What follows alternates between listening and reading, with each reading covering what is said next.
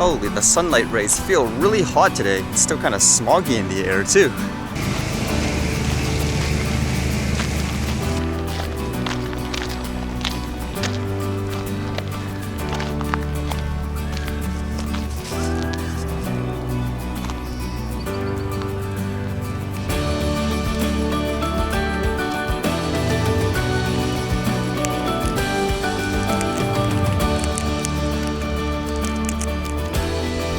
One more day until the new regulations come in, huh? Just like that. I think the only thing I need to do is just create the label for the drone to put that little ID number on it. The voting for that Story Hive competition should be over today. Thanks for everyone that voted. I don't really know what the results are going to be. It says here, come back July 23rd. That's quite a while to announce the winners. Funny enough, he actually asked me 2 days before his deadline submission, so I didn't really get to help him or anything like that in terms of the package. You're just asking me throughout this whole thing, oh, could I use some of your drone clips and stuff like that to show the nature stuff? I was like, okay, not sure how much I could help, but if it goes through, it'll be something great, I think anyways. It's good to show different places and at the same time use better stuff as well, just to capture images.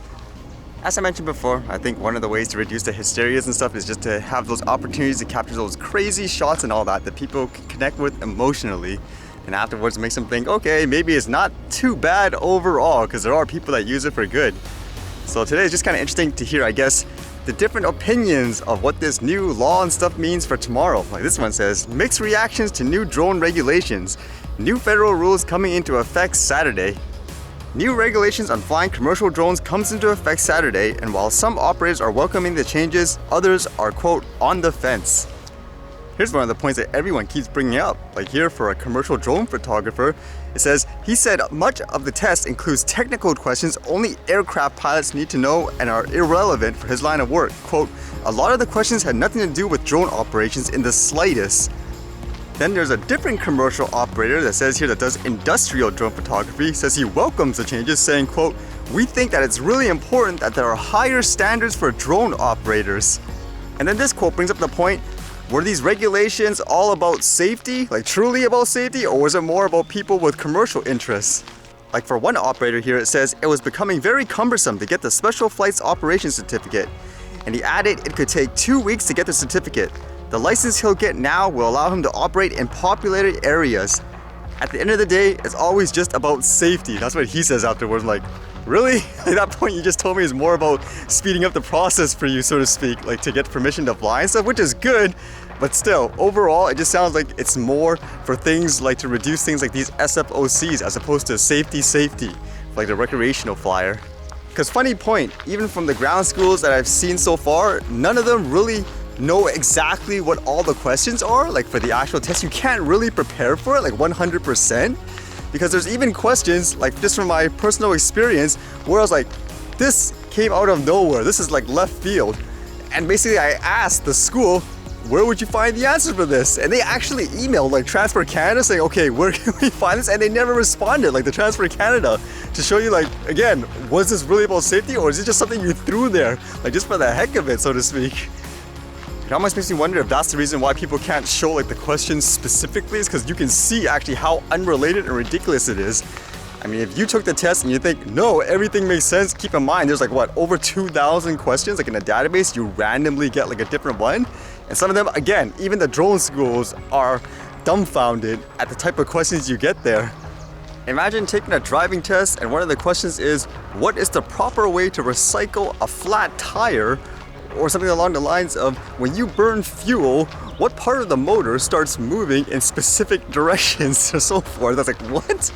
It makes me wonder throughout this process whether or not you can really flesh out, like say, quote, commercial flyers, like people who say they're pro safety and all that, whether or not at the end it's more about them just gaining, in my opinion, like Mr.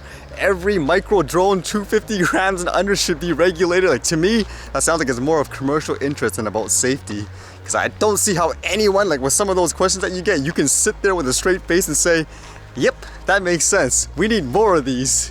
And this might be interesting for people who want to fly the drones in controlled zones with the advanced license, because I was taught from that school that you need to do things like phone in.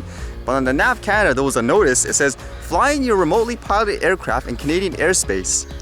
As of June 1st, 2019, new Transport Canada regulations apply to all remotely piloted aircraft operating in Canadian airspace.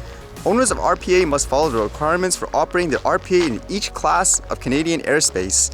So with that, they talk about the control zones, and apparently there's a form you can do at their NAV site. It says, submitting an RPAS flight authorization request.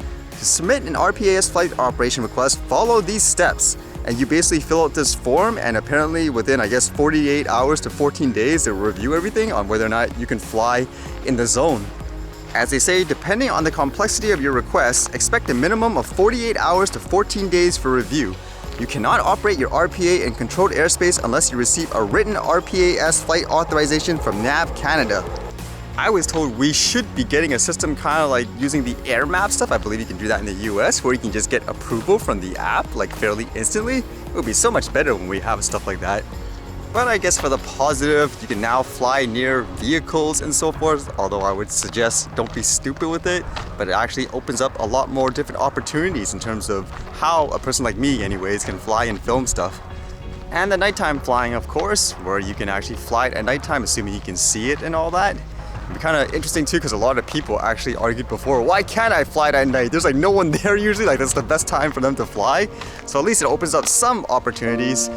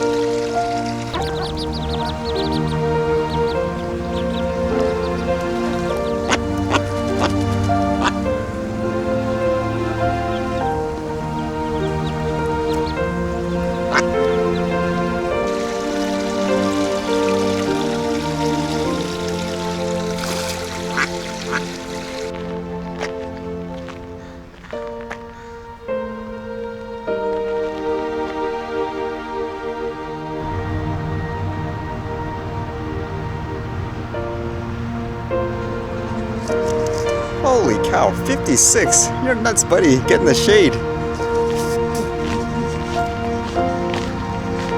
What is the highest temperature a duck can tolerate until it starts to get cooked? At this rate, you better find out, because I may just be on that Transport Canada drone exam test.